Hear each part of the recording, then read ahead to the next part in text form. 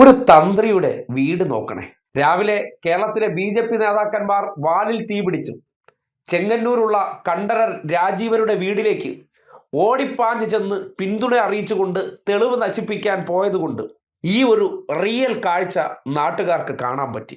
ദേവസ്വം ബോർഡിന്റെ പ്രതിദിനം 1500 രൂപ വരുമാനക്കാരനാണ്, അല്ലെങ്കിൽ വേതനക്കാരനാണ് തന്ത്രി കണ്ഠരർ രാജീവരർ. അങ്ങനെ നോക്കുമ്പോൾ തന്ത്രി എന്നുള്ള നിലയ്ക്ക് അദ്ദേഹത്തിന് മാസം കിട്ടുന്ന ശമ്പളം 45,000 രൂപ. 45,000 രൂപ വാങ്ങുന്ന ഒരു വ്യക്തിക്ക് അദ്ദേഹത്തിൻ്റെ ചെലവെല്ലാം പോയിട്ട് ബാക്കി എത്ര രൂപ സ്വരൂപിക്കാൻ പറ്റും? നമുക്കൊരു 25,000 രൂപ കൂട്ടാം. ആ 25,000 രൂപ വരുമാനമുള്ള വ്യക്തിയുടെ വീടാണോ ദേ ഈ കാണുന്നത്? നിങ്ങൾ നോക്കിയേ.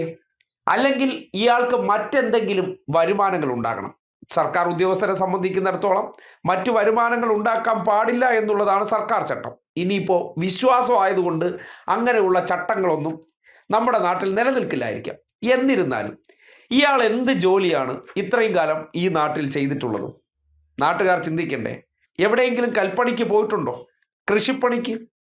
അല്ലെങ്കിൽ ശരീരം അനങ്ങുന്ന വേറെ ഏതെങ്കിലും ജോലിക്ക്? ഒന്നിനും പോയിട്ടില്ല.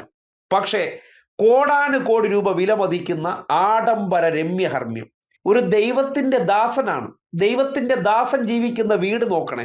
ദേവലോകം പോലെ തന്നെ അദ്ദേഹത്തിന് ആഡംബര വീട് നിർമ്മിക്കാം.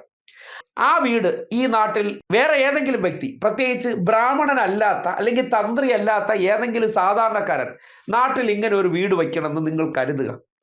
അദ്ദേഹത്തിന് ഈ വരുമാനമേ ഉള്ളൂ. എന്തെല്ലാം ചോദ്യങ്ങൾ ഈ പറയുന്ന ആശാന്മാർ ഇറക്കി വിടും. ഈ അടുത്ത കാലത്ത് നിങ്ങൾ ആലോചിച്ചാൽ മതി. മുഖ്യമന്ത്രി പിണറായി വിജയനെതിരെ. കാര്യം എന്താണ്? പിന്നോക്കക്കാരനാണ്, കോരന്റെ മകനാണ്. അദ്ദേഹത്തെക്കുറിച്ച് ഇല്ലാത്തൊരു വീട് പ്രചരിപ്പിച്ചത് നമ്മൾ കണ്ടതാണ്. അവരുടെ സാമ്പത്തികം കണ്ടോന്ന്.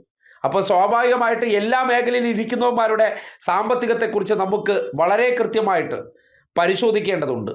തന്ത്രിക്ക് എവിടെ നിന്നാണ് ഇത്രയും വലിയ വീട് വയ്ക്കാനുള്ള വരുമാനം കിട്ടിയത്? ഇത്രയും വലിയ വീട് വയ്ക്കുന്ന വ്യക്തി സ്വാഭാവികമായിട്ടും ഇൻകം ടാക്സ് കൊടുക്കേണ്ട വ്യക്തിയായിരിക്കും. അങ്ങനെ ഇൻകം ടാക്സ് കൊടുക്കുന്ന വ്യക്തിയാണോ? ഈ രാജ്യത്തിൻ്റെ ഏതെങ്കിലും സാമ്പത്തിക ഓഡിറ്റിന് വിധേയനാകുന്ന വ്യക്തിയാണോ?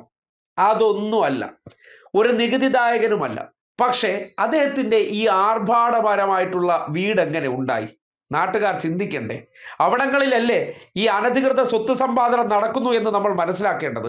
അങ്ങനെ അനധികൃത സ്വത്ത് സമ്പാദനം വിശ്വാസത്തിൻ്റെ പേരിലും പൂജ എന്ന പേരിലും അല്ലെങ്കിൽ തന്ത്രി എന്ന പേരിലൊക്കെ ആർക്കും ഇവിടെ ഇങ്ങനെ സമ്പാദിച്ച് കൂട്ടാമെങ്കിൽ അതിനെ ചോദ്യം ചെയ്യുക തന്നെ വേണം. അങ്ങനെ ഈ നാട്ടിൽ സാമ്പത്തിക അസമത്വം ഒരു വിഭാഗത്തിന് മാത്രം പണിയെടുക്കാതെ ലക്ഷക്കണക്കിനും കോടിക്കണക്കിനും രൂപ ആൾക്കാരെ പറഞ്ഞു പറ്റിച്ചും വിശ്വാസത്തിന്റെ മറപിടിച്ച് സാധാരണക്കാരന്റെ മക്കൾ തിന്നേണ്ട പൈസയെ കൊണ്ടുവന്ന് ഇങ്ങനെ ആഡംബര ജീവിതം നയിക്കുന്നുണ്ടെങ്കിൽ ചോദ്യം ചെയ്യപ്പെടേണ്ടതല്ലേ? അതുകൊണ്ട് വിശ്വാസം, ദേവൻ, ഇരവാദമായിട്ടൊക്കെ പലരും വരുന്നുണ്ടെങ്കിലും ചോദ്യം പ്രസക്തമാണ്. എവിടെ നിന്നാണ് ആഡംബര വീട് വയ്ക്കാൻ 1500 രൂപ ദിവസ വേതനക്കാരനായിട്ടുള്ള വ്യക്തിക്കുണ്ടായ പണം? എവിടെന്ന്? ഇദ്ദേഹത്തിൻ്റെ വീടിനകത്ത് കയറി പരിശോധിച്ചാൽ ശബരിമലയിൽ പലരും കൊണ്ടുവന്ന് കൊടുക്കുന്ന കാണിക്ക വ്യക്തിക്ക് കൊണ്ടുപോകാനുള്ളതല്ല.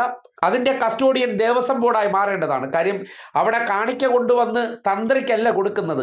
ആർക്കാണ്? ദേവന് കൊടുക്കുന്ന കാണിക്കയാണ്. പലതും വീട്ടിലിരിപ്പുണ്ട്. ഇതിനകത്ത് ബി.ജെ.പിക്കാർ മുണ്ടിനകത്ത് കയറ്റി പല തെളിവുകളും പുറത്തു കൊണ്ടുപോയോ ഇല്ലയോ എന്നൊന്നും നാട്ടുകാർക്ക് അറിയാൻ പറ്റുന്നില്ല. എന്തായാലും ബി.ജെ.പിക്കാർ രാവിലെ അവിടെ അപ്രതീക്ഷിതമായി ഓടിപ്പാഞ്ഞെത്തി ഈ സഹായങ്ങളൊക്കെ ചെയ്തപ്പോൾ ഒരു തന്ത്രി ജോലി ചെയ്തുകൊണ്ട് ഒരാൾ സമ്പാദിച്ചു കൂട്ടുന്ന കോടികൾ എത്രത്തോളം ഉണ്ട് എന്ന് അദ്ദേഹത്തിൻ്റെ ഈ വീട് മാത്രം കാണുമ്പോൾ മനസ്സിലാവുകയാണ്. ബാക്കി എന്തൊക്കെ ഉണ്ട് എന്നുള്ളത് വളരെ സൗമ്യന്മാരാണ്. ഉറുമ്പിനെ പോലും നോവിക്കാത്തവരാണ്. ബ്രാഹ്മണരെന്ന് പറഞ്ഞാൽ ആരാ? നമ്മൾ താണ് വഴങ്ങേണ്ട ദേവതുല്യരാണെന്ന് നമ്മളെ പഠിപ്പിക്കുകയാണ്. ഒരു ചുക്കുമല്ല. ഇവരൊക്കെ എന്തുകൊണ്ട് ജോലി ചെയ്ത് ജീവിക്കുന്നില്ല എന്ന ചോദ്യമാണ്. ഇങ്ങനെയൊക്കെ ഈ നാട്ടിൽ ചിലർക്ക് മറ്റുള്ളവരുടെ സമ്പാദ്യം കൊള്ളയടിച്ച് ജീവിക്കാമെങ്കിൽ അതിനെ രാത്രി ഇറങ്ങിയിട്ട് അനുമതിയില്ലാതെ വീട്ടിൽ കയറി എടുക്കുന്നവനെ കള്ള എന്ന് വിളിക്കുകയും ഇവരെ ആ പട്ടികയിൽ പെടുത്താതെ വരികയും ചെയ്യുമ്പോഴാണ് ചോദ്യങ്ങൾ പ്രസക്തമാകുന്നത്. അതുകൊണ്ട് ബി.ജെ.പി. നേതാക്കന്മാർക്കൊരു നന്ദി അറിയിക്കുകയാണ്. ഇത്രയും സാധുവായിട്ട് 1500 രൂപ വേതനക്കാരൻ വച്ചു കൂട്ടിയിരിക്കുന്ന സാമ്രാജ്യം കാണുമ്പോൾ അതിൻ്റെ പിന്നിലുള്ള വരുമാന സ്രോതസ് എന്താണെന്ന് നാട് ചിന്തിക്കേണ്ടതുണ്ട്. അങ്ങനെ ഒരു സർക്കാർ ഉദ്യോഗസ്ഥന് അനധികൃത സ്വത്ത് സമ്പാദനത്തിന് ഈ നാട്ടിൽ അവകാശം വ്യത്യാസമുണ്ടോ എന്ന് അറിയേണ്ടതുണ്ട്. ഒപ്പം തന്നെ ഈ പണം അത് സ്വർണം കട്ടുകൊണ്ട് പോയതിൻ്റെ കമ്മീഷൻ കിട്ടിയതാണോ എന്നതൊക്കെ സംബന്ധിച്ച് അന്വേഷണം നടത്തേണ്ടതാണെന്ന് ഒരു സംശയവുമില്ലാതെ പറയുകയാണ്.